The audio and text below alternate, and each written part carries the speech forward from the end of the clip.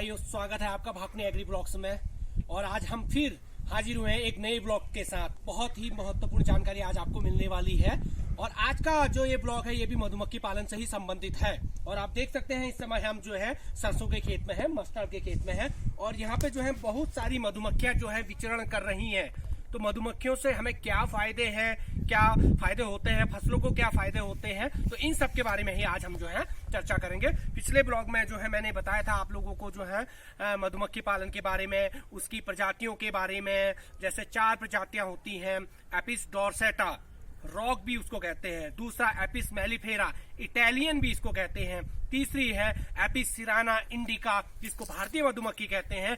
ये मधुमक्खी जो है हिल क्षेत्र के लिए पहाड़ी क्षेत्रों में जो है रहती है, उसको जो है पहाड़ी क्षेत्रों में पाला जाता है। तो पिथौरागढ़ जो क्षेत्र है, पिथौरागढ़ जो डिस्ट्रिक्ट है, जो है पहाड़ी जो है क्षेत्र है, तो यहाँ पे एपिस सिराना इंडिका को जो है डोमेस्टिकेट किया जाता है, पाला जाता है। तो बहुत ही लाभकारी जो है ये मधुमक्खी है। जो चौथी मधुमक्खी जो प्रजाति है वो है एपिस फ्लोरिया है, वो उसको छोटी मधुमक्खी भी कहते हैं। तो जो पिथौरागढ़ डिस्ट्रिक्ट के हिसाब से, पिथौरागढ़ क्षेत्र के हिसाब से मैं आपको बता रहा हूँ, तो यहाँ पे जो मधुमक्खी पाली जाती है किसानों के द्वारा वो है एपिस सिराना इंडिका। उसको जो है भारतीय मधुमक्खी भी कहते हैं। इस समय हम सरसों के खेत में हैं। तो सबसे पहले तो मैं बताना चाहूंगा कि क्रॉस पॉलिनेशन क्या होता है, परपरागण क्या होता है। इसमें क्या होता है कि मधुमक्खी एक फूल से दूसरे फूल में जाती है। जैसे आप देख सकते हैं कि मधुमक्खी एक फूल से दूसरे फूल में जा रही है, तो उसमें क्या होता है कि उसके पैरों में जो है इस फूल का पॉलन लग जाता है। और इस फूल के वो जब बैठती है तो वो जो है स्टिग्मा जो है मादा भाग होता है। तो जो है नर भाग जो पॉलन है वो मादा भाग से मिल जाता है। तो नर और मादा युग्मकों का जब संलयन होता है तो फसल उत्पादन में वृद्धि होती है। तो ये मधुमक्खी पालन का एक बहुत जो है लाभकारी पहलू है, जिसके द्वारा जो है फसल उत्पादन में वृद्धि होती है। तो इसको क्रॉस पॉलिनेशन कहते हैं। ठीक है, जब हनी भी एक फूल से दूसरे फूल पे जाती है तो उसके जो पैरों में जो पॉलन लगता है, जो परागकण लगता है, वो नर भाग होता है। और जो दूसरे फूल में जो है वो मादा भाग से जो है उसका संलयन होता है। और जब नर और मादा का जो है संलयन होता है तो फसल उत्पादन में वृद्धि होती है। तो आपके जो मस्टर्ड के खेत में जो है ज्यादा उत्पादन होगा।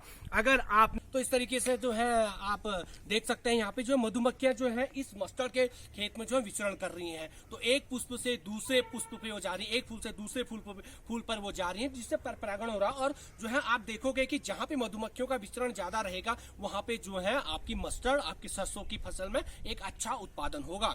तो इससे क्या होगा, आप जो है रसायनों से दूर रहोगे, आप फर्टिलाइजर से दूर रहोगे और आपकी फसल उत्पादन में जो है वृद्धि होती रहेगी। और एक जैविक माध्यम के द्वारा ये सब चीजें होंगी। तो मधुमक्खियों का बहुत ही उपयोग है, मधुमक्खियों का बहुत बड़ा रोल है एक सस्टेनेबल एग्रीकल्चर में, एक टिकाऊ खेती में। जो शहद मिलता है वो तो आपको पता है, रॉयल जेली के आपको पता है, प्रोपोलिस आपको पता है, उससे वैक्स मिलता है वो आपको पता है। तो आपके खेतों में मधुमक्खी जो है किस तरीके का काम करती है, तो ये मैंने आज आपको जो है इस लेक्चर में बताया। इसको परपरागण कहते हैं, इसको क्रॉस पॉलिनेशन कहते हैं।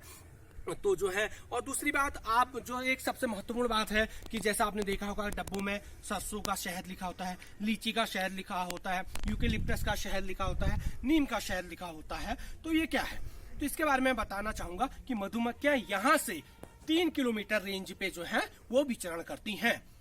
तो आसपास आपकी जो है बक्स, जहाँ पे आपने मधुमक्खी के बक्से रखे हुए हैं और उसके आसपास जो फसल है, जैसे यहाँ पे मस्टर्ड की क्रॉप है, तो जो शहद वो बनेगा वो मस्टर्ड का शहद बनेगा।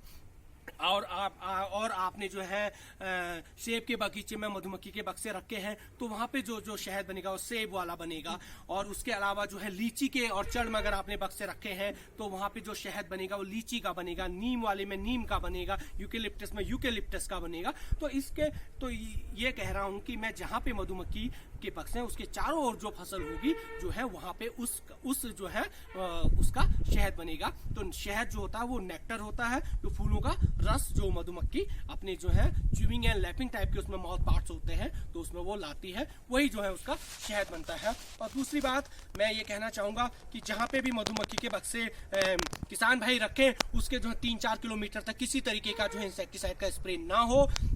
अगर इंसेक्टिसाइड का स्प्रे होगा तो मधुमक्खियां अपने बक्सों से निकलेंगी और वहां तक उस फसल में जाएंगी, क्योंकि वहां तो इंसेक्टिसाइड का स्प्रे है। और जैसे ही वो उसको जो उसके जो है जूस को जो है वो अपने मुंह के अंदर लेंगी तो कुछ समय के बाद उनकी मृत्यु हो सकती है, और मृत्यु होगी उनकी तो इंसेक्टिसाइड की वजह से। तो इसलिए जो है किसानों से ये निवेदन है, विनम्र निवेदन है हमारा कि मधुमक्खियों को जो है इंसेक्टिसाइड से एकदम दूर रखें, क्योंकि मधुमक्खियां आपको वैसे ही फायदा पहुंचा रही हैं, शहद दे रही हैं और रॉयल जेली आपको मिल रहा है, पर परागण से आपके फसल उत्पादन में वृद्धि हो रही है। तो इसलिए जो है आप जो है एक और महत्वपूर्ण बात मैं आप लोगों को बताना चाहता हूं किसान भाइयों को, कि कुछ किसानों के दिमाग में जो है डाउट्स रहते हैं। उनको ऐसा लगता है कि मधुमक्खियां उनके जो है खेत में आएंगी, उनके फूलों के रस को चूस लेंगी, उनके जो है फसल उत्पादन में दिक्कत हो जाएगी। ऐसा कुछ भी नहीं है, ये सब जो है अफवाहें हैं, इन पे बिल्कुल ध्यान मत दीजिएगा।